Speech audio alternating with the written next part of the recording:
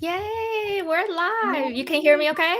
Yes, I can. Can you hear me okay? Yes. Yes, I can. Hi, Diana. Hello. The music was so soothing. I felt like I got a bit of a meditation I before we came know. into this I live. kind of didn't want the clock to end. Just lure me into sleep. I Okay. know. So I used to just run a 30-second countdown, but I felt it was too short because I really enjoy the soothing and Unique. calmness of it. I love it. So, welcome to my live stream. I'm so excited for today's Yay. chat. Thanks for having me. I'm sure everyone in the audience already knows who you are, but just Well, in case someone doesn't, tell us about yourself. sure. So great to meet everyone. I'm Diana Yao. I was a product manager at Facebook and at Stripe. Both and I, Nancy, were product managers at Facebook. And now I'm just obsessed with helping you guys pass interviews for those aspiring product managers, make the transition. So I'm excited for all of these questions today and always good to help. Tell us why you are obsessed with helping us prepare for these questions. Because I've gone through the struggles that you guys have. I've been there. I mean, Nancy and I both have. Every time you go through interviews, you always feel like you're going back to square one. So, because I know that feeling, I've gone through the struggle and have figured out ways to get unstuck. It's my biggest motivation to pay forward. Yeah, I have failed the Facebook interview at least twice. Yeah. And I'm saying at least twice because it depends on how you count. Yeah. So if you count the screen, then I have failed the interview 3 times. I have failed the on-site twice. Yes. It took me 3 tries to get into Facebook before I officially did. Yeah. So Oh don't my look at us God, for the we're the successes. same. Exactly. Don't look at us for the successes. There was multiple failures along the way to get to that. So if anyone is not feeling great in their interviews, realize it's the long-term game and you got to keep persevering. I have to confess that going through the interview process actually made me better. Yes. You agree? A lot of my clients say that. They're like, "Oh, I feel like I'm getting more strategic. Some things Yes. that even on the job, I feel like I wasn't able to get." So, to your point, see going through the interview process, not just the past interviews, but building you into a stronger product thinker. Yeah, absolutely. We have some people joining us. I'm so excited. Yay! This is what John is saying. Right back at you. Thank you, Yeah. John. Yeah. All right, so let's get started with the questions that we've been getting. And we will also have some time at the end to answer live questions if we get any. So let's start with question number 1. How does a startup founder transition into a PM role?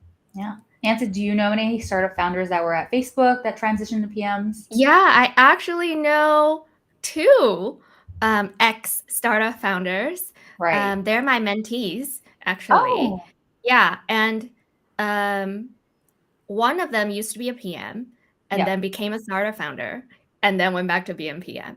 And then the second one was a startup founder and then decided and sold the startup and then became a PM Yes. and Meta. And in both cases, it's very clear that um, startup founders are very strategic. And that's because they have to when they're running a startup. They're also very scrappy. They're not afraid to take action and they Totally. just want to get things done. And all of those traits are very important PM skill sets. And Mhm. so when a startup founder is transitioning into product, you just go ahead and highlight all those things that you had to do as a startup founder and position yourself as not a PM without experience, but Mhm. someone who is already very experienced and has a proven record in setting vision, setting strategy, and execution. Yeah. And to Anand's point, he just commented, PMs are considered the CEOs of the product. So they're pretty equivalent to CEOs slash startup founders. And in that sense, I would almost joke some startup founders, you're overqualified. So do not second guess yourself. Because to Nancy's point, a lot of these companies, if you check Google's product manager job listing, they explicitly call out, we're looking for past startup founders or people that have technical experience. So they're looking for you guys if you are a startup founder. And to answer the question, how do you kind of brand yourself? To Nancy's point, it's calling out the skills that align with what product managers do, being strategic being one of the big ones, the execution, having to build teams. So that's another big one. And putting those on your resume so that when a recruiter reads it, it's highlighting all the skills that they're looking for in product managers. Yes, build teams and motivating motivating teams. There you go. There you go. All right. Okay. So Diana, how do you want to do this? Do you want to go to the next question, or you want to talk about some of the comments that are coming in right now on this topic? Let's go to the next question. We'll get some. Okay. We can circle back on it. Yeah, we will circle back. So keep on commenting. Next question is how to land a job after completing certification, training, internal projects, and fellowships. Yeah. What are your thoughts, Nancy? So I would position it as what did you learn from these experiences? And what has these experiences taught you about what a PM does and what a good PM does compared to a average PM? And then apply it to your personal stories. So going through these experiences, going through these programs, these fellowships, I've learned X and I've done Y, which makes me a good PM candidate. I love that. And also, as you go through these courses, for example, Nancy has a great product sense course, which I highly recommend. Thank you. These courses are meant to teach you the product thinking. And the next step after that, apply it on whatever job you're in. If you're a product analyst, program manager, even software engineer, how do you take the concepts you learn from courses like Nancy's and exercise that on the job? Because when you do that, you're able to then put it on your resume. And when recruiters look at the sub bullet points, even if you don't have the title, they'll recognize this person has the potential to be a product manager. I love that. Diana, you were telling me in one of your past jobs that engineers are expected to have product thinking. Tell us more. Like, what does that mean? Yeah. So that was at Stripe, which I remember was probably the first exposure where the engineers were writing the product requirements documents. So they were kind of taking over some of the work that we usually do. And at first it was really nerve-wracking. I was like, what is the point of that? I'm a huge believer that everyone on the team requires product thinking to make products successful. All of them have to develop user empathy. This work shouldn't be bifurcated, because if we're the only ones holding user empathy and thinking strategically and pulling the rest of the team along, it's not going to be as coordinated as having everyone else on the same page. Yeah, I agree. So at the end of the day, I believe that product management is a team sport. I love that. It is everyone's job, and we are harnessing the collective knowledge to then come together and create the right product and then do it the right way. And so then you might ask, if it's a team sport, then what does the PM do? Right? The PM's job in this case is then to converge everyone on one single point of view, because when everyone has ideas, and everyone should have ideas, because we're all exercising product thinking muscles, using user empathy to really relate to what our users are feeling and understanding their motivation. So the result of everyone having user empathy is now we will have a lot of ideas. Totally. Now the PM's job is to converge and pick one that makes the most sense from the customer perspective and from the company perspective, and then go forward. So that's how I would like to think. And I want everyone to think of product management as a team sport. And so let's circle back to this question. When you go through these programs, you're learning what to apply to your day-to-day. which then contributes to the roadmap, which then contributes to the strategy, and then execute together. And then that is how you need to position yourself. Amazing. Okay. So we're seeing the comments come in, and we will circle back. We just want to answer the questions that people have submitted when they sign up for this session, but we will circle back. So keep the comments coming. Next question. What is the best resource to prepare for PM interviews? Ooh, great Well, question. Well, first, I'm gonna start. first. Diana's YouTube channel is one of the best free resources on PM interview Take prep. it away. Well, to first start this question as well, beyond just resource, what is the right way to prepare? Like, Nancy, what do you think had helped you pass interviews at the end of the day? What's helping your clients? The right process. So when I was prepping, this was many, many years ago, there weren't YouTube channels and there weren't videos back then. It was books. Were you reading the It was books? books. Yeah, It was reading Decode and Jackie Conquer. It was Lewis Lynn. yes, it was reading Cracking the PM Interview. Those were the only resources back in my day. And so it was understanding the frameworks that are taught. And then what I did was I read the books, and then I joined Lewis Lynn's Slack channel to find interview partners. Then did a bunch of mocks, and I realized I wasn't getting any better. Interesting. And so I had to just pause on the mock interviews and just practice on my own. And I did solo practicing for a while.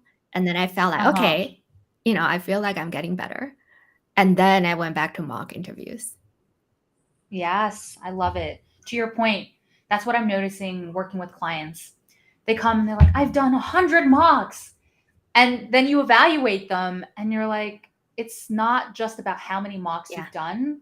Think about it. It's a sport. It's similar to a sport. If you're playing a sport and you're continually practicing the wrong things and habituating that, that's not going to make you shoot that 3-pointer better.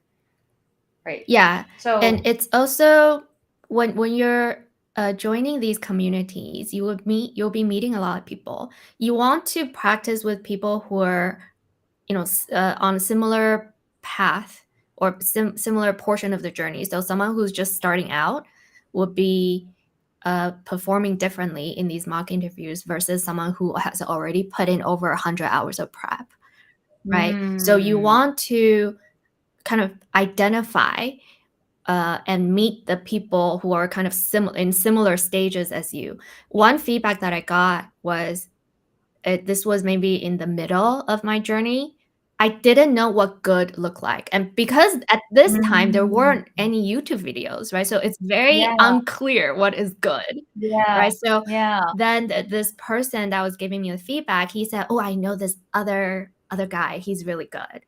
And then he invited me to join their mock interview so that I could get an example of what good is. And that really helped. And after that, I went back to just practicing on my own for a little bit.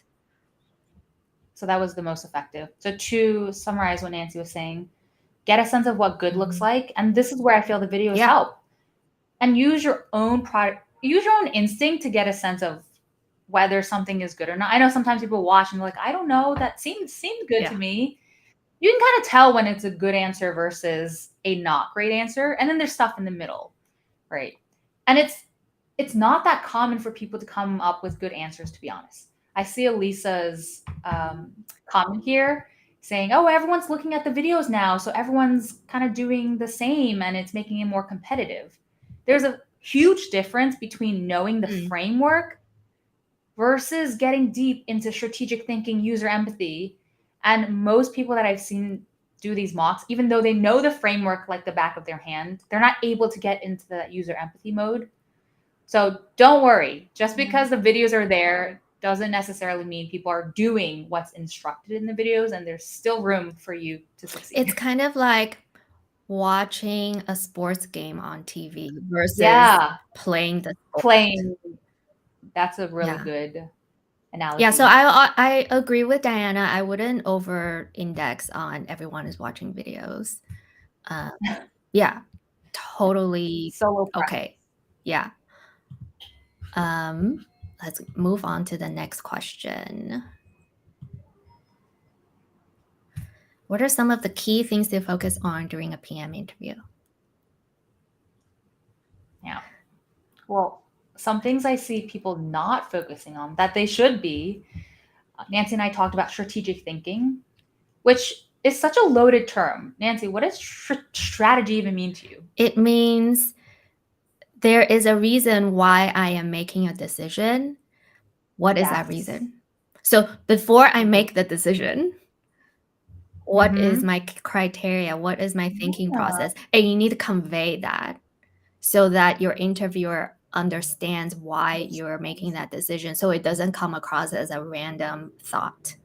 What? What is the goal that you're striving for in making your decision, to Nancy's point? For example, in a lot of these interviews, people will say, like, oh, this is the group that I want to choose, or this is the pain point I want to choose. But why? But if you don't understand Yeah. exactly, but why? Is it because we think this is going to better grow monetization or be a way for the company to compete better? But like, what are those key reasons, and explaining it and show that your choice is Yes. intentional, not just because you feel like it. That happens a lot in interviews. People choose things because they just feel Yeah. like it. And I would say spend more time describing the why, more than you think you need to. And Yeah. that is a muscle that we don't exercise normally, is to, I would say almost you want to over index on explaining the why Wow. Yeah. and And not when you just make the decision. yeah, and when you practice asking yourself the why when you do these solo interviews, that's going to make you more strategic. So, not Definitely. just in interviews. Another thing, key focus, user empathy. Whether it's the success metric questions or the product sense questions that are most commonly asked in product interviews, most people are not communicating that they understand how people feel. What are their motivations, fears, and general pain points? So, the most common lack I see when I interview people is they're not able to step in someone's shoes and really talk about their challenges. And that then leads to really generic solutions that are like, oh, I'm going to create the dating version, but for doctors. And they're missing solving the key pain points and they're not speaking to that. So that's another common thing I would say to keyly focus. Help So, yourself put yourself in the other person's shoes. yes, a tactic there is don't just explain what the pain point is, but tell us how it feels. What is the Mm-hmm. feeling that the user is having when they're going through these pain points? Yeah. What do they ultimately want and not just what they say they need? Because what they say they need is like surface level, Yeah. but we are digging deeper. How are they feeling about it? And what Yeah. happens when they go through these challenges? And ultimately, how do we want them to feel? Bring in the emotion aspect Yes. to it, to your point. Yes. My question I always get interviewees, or when I work with clients, is asking, what is the most frustrating thing here? What sucks? And once you bring in that emotional element, people feel much more in tune or resonating with the concept of pain points. Yeah, let me give you an example that I just worked on with a mentee. So we were thinking about building a product for travel, right? And then the mentee said, well, this is a growing industry. And so we should focus on it. That is true. It's a fact. But say more about why travel matters Yeah. for people. Why do people want to travel? So one is, Mm-hmm. business travel. They travel because they have to. And Mm-hmm. what are they feeling when they're going on these business trips? They feel that they're forced to do it, but they have to. They want to do a good job. They want to look good in front of the client. They want to look good in front of the management team. It needs to be a business success and it's high Mm-hmm. stake. Otherwise, they wouldn't be traveling, right? So That is the business use case. But for the personal use case, why do people travel? They probably travel once a year, and it's something that they look forward to all year long. Like the Mm, kids are finally out of school, they're creating memories, they're seeing new places, they're expanding their horizon, and they just want to make the most out of this time. It's like yeah. 2 weeks out of 365 a Yeah. year. They want to make the most amazing, right? So don't just stop with the first why. Like, why does travel matter? Yes, it's a Uh-huh. growing industry, but spend more time to really feel into why do people travel, right? I So love that's that. just a quick example. I love that. I mean, so much of product work is understanding humans, how they feel, what they're motivated by. And that's why product management resonated with me so much. I studied psychology at university. And I was like, what is a job where I really have to understand humans and then help them? So, product work is being a psychologist. Let's think of that. You know, What are I people's feelings? I was thinking if I Didn't could do wasn't a product I manager. would probably become a therapist of some sort. Being a manager is kind of being like a therapist. So you were a True. manager, right? True. Yeah, very true. It's the psychology Yes. behind it. The other element to this question that I really want to focus on is in an interview setting, at the end of the day, you're really just having a conversation with another human being. What that means is we just want to connect from one person to another person. Mhm. So this isn't about I'm going to memorize all kinds of Yeah. frameworks and pick the best framework. So the framework is not end all be all. It helps us organize our thoughts, but the framework is not the interview. Totally. The interview really is who is Diana? How will Diana be when she works with me? Can I Mhm. picture working with Diana? And that is about the energy you are giving off in an interview setting. Mhm. I like to use the analogy of an actor going to a audition. When Mm. they go to an audition, they fully embody the character that they're playing. Mm. They're not, yes, they are pretending, yes. Yeah, yeah. But in order to show up really well in an audition is people need to believe that you're in that role already, Mm. right? So it's the energy that you're giving off. To pretend like you are the user. Or Yes, think and about a time when you were the user. When was the last time you traveled? Right. right, right. Exactly. All All right. right. Let's go on. What are some of the key things to focus on during a PM interview? Strategy to get more interviews in this market. So I think they're two separate. So let's answer the second part because we Yeah, just did the first part. yeah. What is the strategy to get more interviews in this market? Oh my God. Well, first, let's recognize that this market is really wonky. I mean, when was the last time tech hiring was down like this? Probably like a little before, no, a little after COVID, right? There was maybe a month where hiring was down during tech. The time before that was in the early 2000s. Right, when there was the crazy downturn. Yeah. So let's all recognize that this is a wonky time for tech hiring, which was on the rise, as you guys saw during COVID. And hence, you honestly, if right now you're struggling to get interviews, so is everyone else, which means the first thing to do is reset your expectations. Maybe before your idea was to get a tech job in 1 or 2 months, now that's going to extend to 3 to 6 months. So factor that in, especially Mhm. for folks that have been laid off recently. So that's number one. Reset your expectations. Now that we have built a mindset, which I know Nancy and I were talking about yesterday, what are some more tactical things that they can do? It's about not just blindly applying, right? You at the end of the day was Supply and demand. When there's so many candidates, how do you stand out?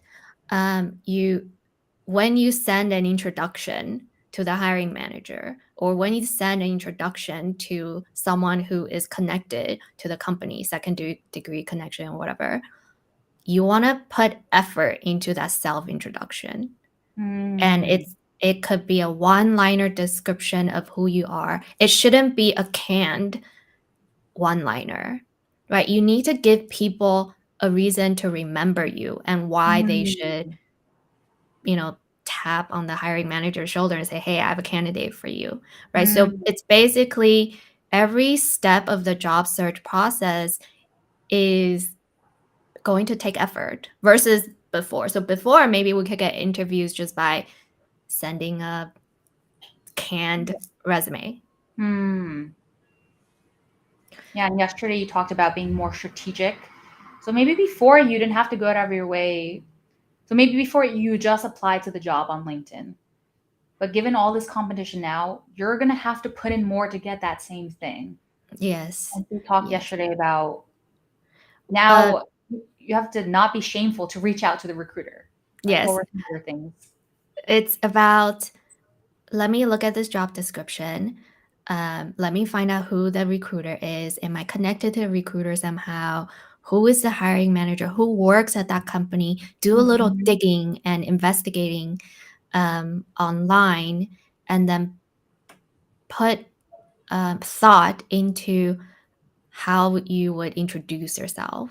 Mm. And it has to be very relevant to that company and very relevant to that job description. I was having a conversation with my recruiter friend, um, which I have a video on that you can watch later. Yeah. From the recruiter's perspective, they are trained to look for people who match the job description because Yeah. that is their job. And so they're looking for like for like. And you have to then portray yourself as someone who fits the job description. Mm. If not, then they would just move on to the next person that looks more like the job description. So Mm. we have to do a little bit of work to then communicate to the audience. Okay, you're looking for this person. I am this person. Here's why. I love it. And another aspect, I saw this on LinkedIn. Someone had written, now might not be the market to find your dream job. And I don't want to dissuade anyone, but if folks have been laid off recently and they're like, oh, filtering really hard on that dream job, focus on what the next job is, not necessarily what you might want your eventual job to be. And this is the concept if you guys went to college in the US and we had our dream schools, we had then our tier one, and then like all the way to backups, you have to entertain all of those now. Whereas maybe last Mm, year, you were able to shoot for your dream job. yeah. And a lot of it's just to provide for your economic, I guess, economic challenges that are going on now and know that this next job will be a stepping stone for your dream job. The other way of looking at this is be more open minded. So maybe a not n- n- not so much of a dream job could potentially turn into a dream job. You don't know, Mm. right? So the mindset here is be flexible, be open, take action, and really believe that this is all a learning process. Like we would Mm. learn from it in the Mm. future when looking back. I love it. All right. Next question. How can I reduce nerves during an interview? Oof. Everyone gets nervous during interviews, including Nancy and I. It I'm is so nerve nervous. wracking. Yeah, because think about the setting. I mean, it already is created in this weird hierarchical setting, which normally people don't perform well in. There's someone who is seen as more like better than you, and then they come in and they present themselves in They that way. judge you. They judge you or they have the Yes. opportunity to. You're thinking you really care about what they think because you know it's going to help you help decide the outcomes of the interview. So no, it's really normal to get nervous because it's created in that environment. So once you've normalized it, I feel you feel it a bit less, or you don't make it such a big deal. So that's number one. Number two, coming prepared. Oh, there's been so many interviews that we've sat through, probably at Facebook, where we're interviewing someone. Do you just get the sense that they Yeah. maybe just found out they had the interviews yesterday or something? Well, they Has never didn't prep. happened. They didn't prep. Yeah, they didn't Yeah. prep, or at that point they weren't familiar with Facebook products. You don't need to Right. be an expert at it, but it was very obvious, to your point, they were winging it. And if that's what you're doing, which means you are prepping a couple days before, even a week before, and you come in nervous, well, of course, you didn't do the work to possibly earn the reward. Yeah. At the end of the day, what helps me is we are just talking to another human being. We're not talking to a god. Um, so I would frame it as, okay, I'm just talking to someone who Yeah. I might work with in the future. Yes. And even though I won't always pass every single interview, that's okay. Because who says I need to pass every single interview? Mm-hmm. Right? So part of it is self-compassion and Yes. giving us the permission to just do our best, and whatever happens, happens, and it's okay. And if we feel bad about it, and we are bound to feel bad if it's not the result that we want, we just forgive ourselves and just do it again. And it's so hard for people to accept the things you're saying, but know that it is going to help your performance. To Nancy's point, when the people I speak to, my clients, and I'm like, you almost have to take this less seriously. Care less. Once you care less, you show up in the interviews more confident. And they tell me, oh, yeah, those times when I went into the interview and I really did not care a single drop for this job are the ones that I performed best. So I don't mean care less, don't prepare, but I mean just care a bit less to realize if I don't get this job, it is not the end of the world. Focus on what are you learning in the interview. I was telling Nancy yesterday, I was going through a Reddit interview. I didn't pass, but I really enjoyed the experience because this guy, this head of growth, was teaching me how he's executed growth in a bunch of other companies. So I took that learning and used it for my next interview where I prepared better for. So it's a Amazing. learning process, long term over short term, and Amazing. give just care less. Yeah, and it's really just you have to know yourself a little bit better too, right? In how do you feel better? So for example, I had an interview where I had to present a deck, Mhm. and they say, don't spend more than 4 hours. No, because if it's a presentation, I have to prep. Yeah. And I ended up spending more than 8 hours on that Mhm. deck. But part of it is practicing the deck. Uh-huh. And I know that if I practice, I would feel better and Yes. I would show up better. So it's really just know yourself better, know how you show up, what affects you showing up fully, and do Mhm. whatever it takes so that you feel comfortable. All Great. right. How do you see future of PM? So this is in context of AI. Oh, really? Yeah. What is the thought behind it? That they're gonna wipe out our job? Is that do you think that's Yeah, there's perception that AI would change things, right? And it will, of course, Mhm. it will. Yeah. Um, but there's a human connection element that machines just can't replicate. Mhm. So I actually look forward to technology automating a lot of things that we do manually. Yeah. today so that we could just focus on the things that require a human touch. These are Mm. things like building relationships, Mm. stakeholder management, Yeah. touching hearts, selling a vision, Totally. motivating people, storytelling. Like all of these things can't be replaced by robots. Hmm. That's how I envision the PM job. They could be assisted, to Yeah. Nancy's point, but to your point, you can't replace the human element at the end of the day. And we were talking about this yesterday. It is actually exactly those elements that make product work hard, right? It's Yes. not the product itself that makes the work hard. It is influencing your stakeholders, dealing with cross-functional team members, motivating your Working with people. engineers. Yes, exactly. So sadly, the worst parts will not be done away with by AI, but that is a big part that we have to learn to fill in the gaps on and improve and do better on.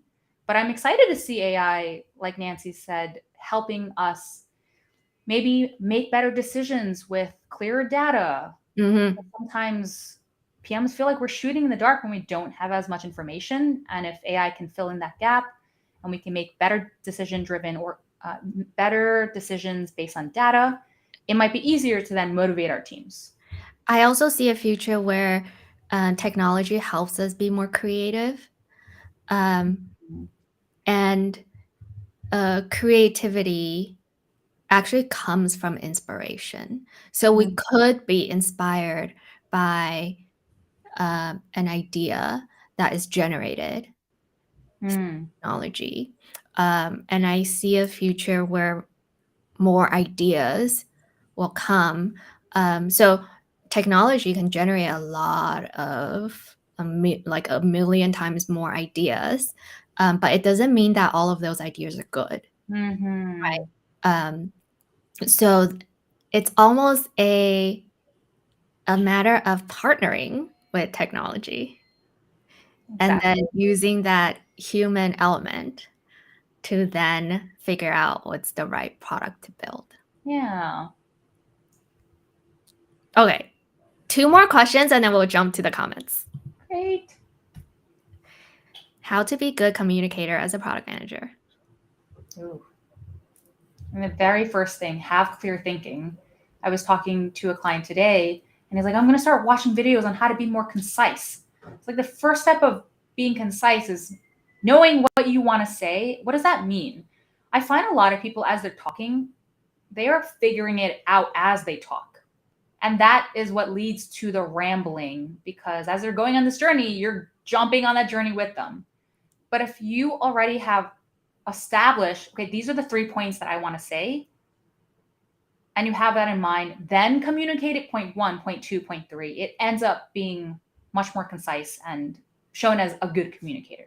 But what are your thoughts, Nancy? Yeah, one element to that is as much as possible, apply user empathy to everything we do. So, what does that mean in this Mm. situation? What does the user care about in this situation? What Yeah. is their motivation? Why are they asking this question? How does my answer affect them? Mm. What do they want? And Mm. then communicate it from that angle.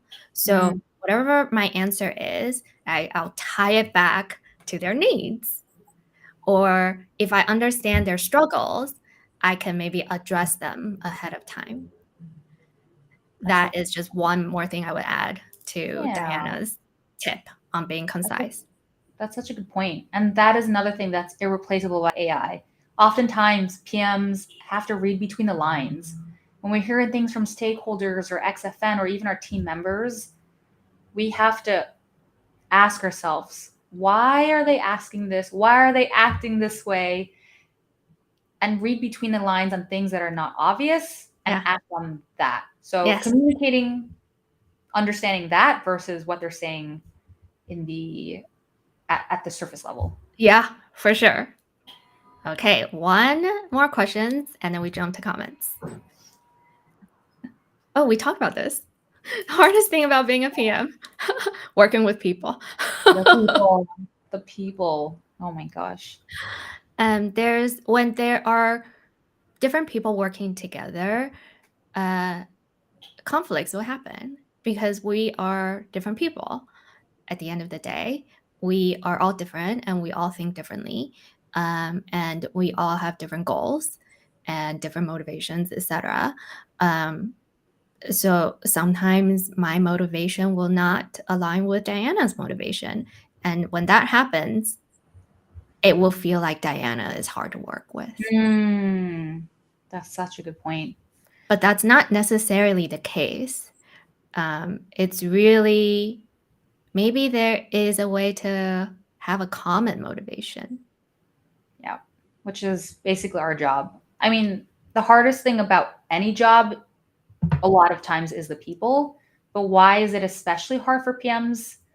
Because they're responsible at the end of the day to get that alignment across a team versus maybe another team member who's dealing with a hard team member can kind of just ignore it and still go about their day. But for PMs, if the team members are not working well together, if we're not aligned as a team, then we can't go accomplish the goals at all. Like we're literally stuck until we Yeah. fix it. Yeah. And then my personal struggle with being a PM job is it constantly, okay, not constantly, but it often makes me feel like maybe I could be better. Imposter Or syndrome or I am probably not good enough. Like there's something about this job that really challenges our self-worth yeah, because at the end of the big and it goes back to product management being a team sport and there's a lot of people involved. We can't make everyone happy. yeah. We have to say no, and then maybe I know, even though that I know it's the right thing to do, I probably made someone unhappy. And that is what I would say. Some people ask the question, what's the difference between junior versus senior PM? When I was a junior PM, a common mistake I made was just people pleasing. Right? Mm, If privacy legal said you had to do this thing, I was like, okay, let me write it down and let me go do that thing. And then when those things conflicted, I was like, oh my God, what do I do? There's too many things. It's conflicting things. Versus a more senior PM is able to look at those things, prioritize them, understand, okay, is this really risky? So treat it in this way where it's less getting to them and they're creating a buffer between what people are telling them, understanding it in a bigger point of view, and then making decisions on what to tackle versus trying to tackle everything. yeah, and then the flip side of that is what happens when you made the wrong call. Mm, Then you're feeling very bad, yeah. and the entire team is looking at you. Yeah. Then you're totally feeling, oh my God, I am unworthy. That is the hardest part, I feel. Yeah. And it's mindset, and know that we are learning together. And I don't have to win every battle to win the war. Mm, I can still win the war, basically. yeah. Yeah, and Yeah. then just pick up where I fell and do it again Yeah. differently.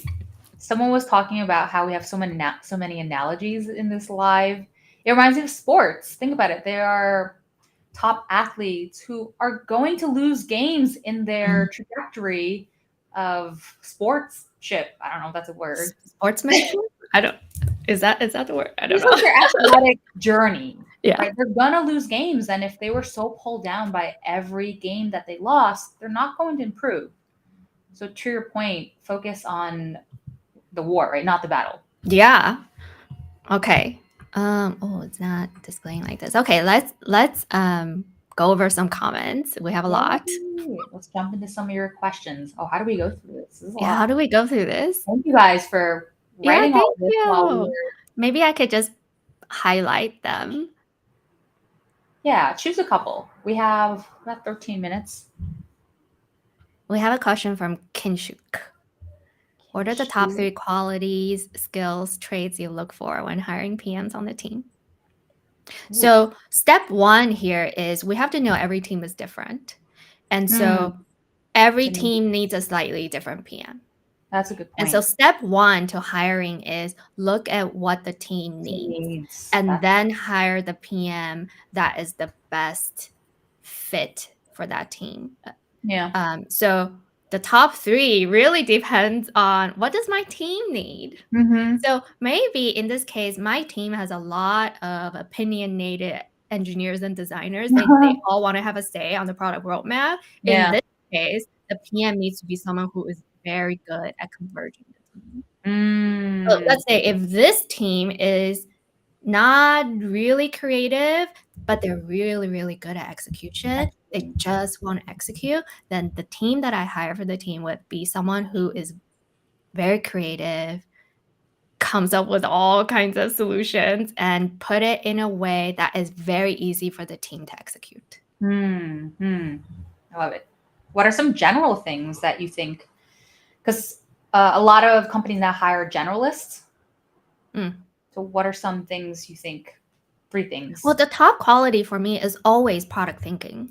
Yeah. And user empathy. Yes. That outweighs everything else. Agreed. I mean, I guess the second thing following that is strategic thinking, but that comes from user empathy first. Yeah. I always tell people, because people are scared of the word strategy, a good strategy comes from understanding the users first and foremost. So the data insights is what powers a good strategy. And without that, your strategy might not work. It might seem like a good strategy, but if it's not tackling what is the reality, it's at the end of the day. Yeah. Yeah, for sure. It has to be rooted in user empathy.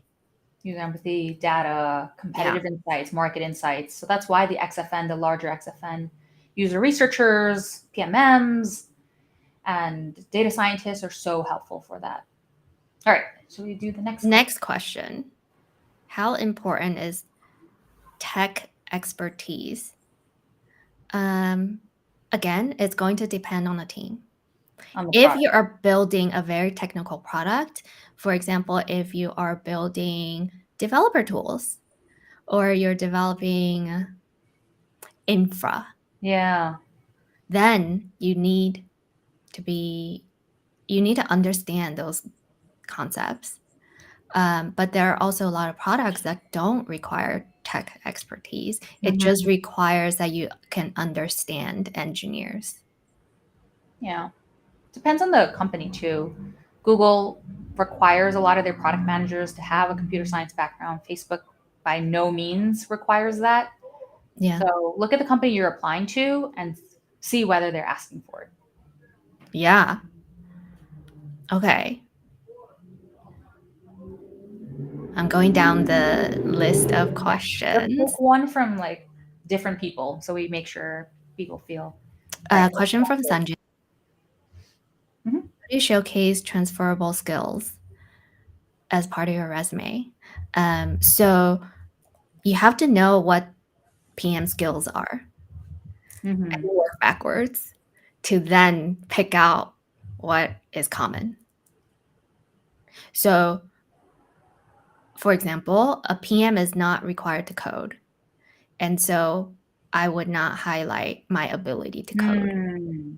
So another example is I hear this and I see this in discussions, the ability to create dashboards. Like it helps if a PM can create dashboards, but that is not a leading trait. So I would not highlight I could create dashboards. Yeah. So I would really lean on what makes a PM good. And it goes back to user empathy, setting strategic paths. Yeah. And so let's say you are an analyst. What in your experience did you demonstrate that you set a strategic goal and you help the team execute, or you made a strategic decision and then you went and executed yourself. Like Mm, that is how I would highlight transferable skills. love that. Next.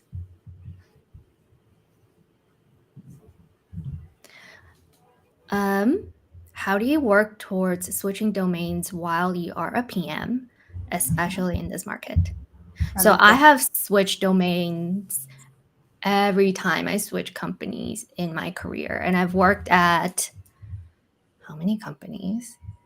6-ish companies in my career. Every Mhm. company is in different domain.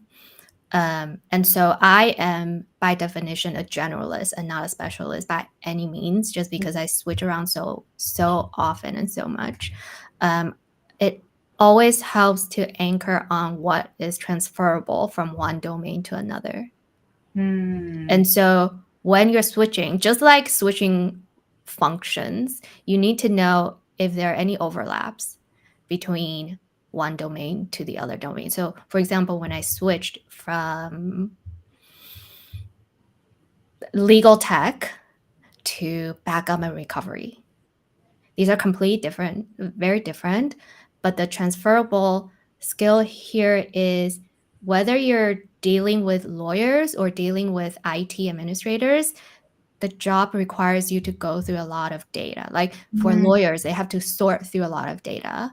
And for an IT person who cares about security, and they go through a lot of logs. So the common theme here is you're dealing with people who go through a lot of data. mm. So that's how I position myself. I like that. Highlight the common thing that Yeah. is needed for both domains.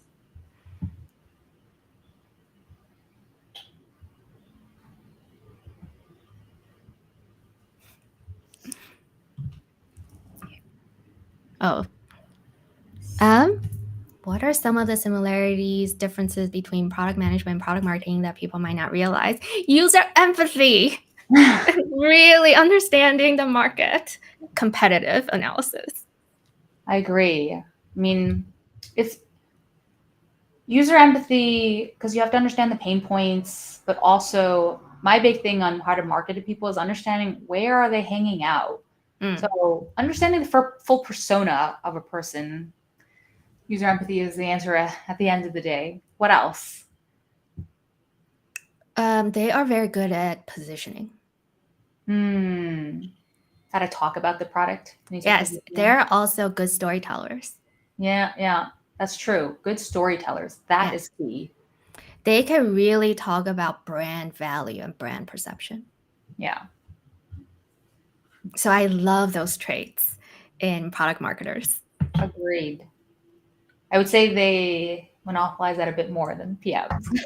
I can't say I'm an expert at brand value, but there's a lot to appreciate about what they Yes. can do. I mean, funny thing, I forgot who I heard this from, but they said first time founders are focused on building a great product. Second time founders are focused on distribution, basically product marketing. So it's not just about building a great product. It might even be more important, how to sell Mm-hmm. products, how to find the Yeah. right channels.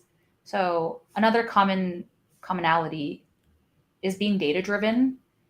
Right? Product marketing, they are obsessed with conversion rates, looking at different channels and how they perform, versus for product managers, it's more so on the user analytics, behavior analytics to help us decide how people are acting.